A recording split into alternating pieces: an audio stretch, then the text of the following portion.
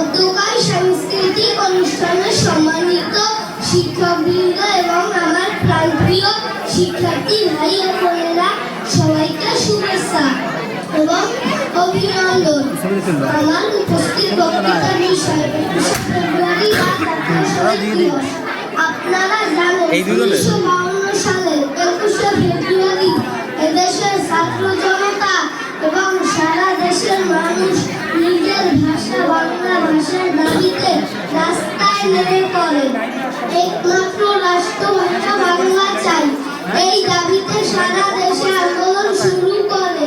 তখনকার পাকিস্তানি শাসকরা আমাদের দাবি না মেনে তারা ঢাকা বিশ্ববিদ্যালয়ে আন্দোলনরত ছাত্রদের উপর গুলি চালায় এবং সালাম, বরকত, জব্বার, রফিক, শফিক সহ অনেকে শহীদ হয়। তাদের রক্তের বিনিময়ে আমরা আমাদের রাষ্ট্রভাষা বাংলাকে ছিনিয়ে আনি।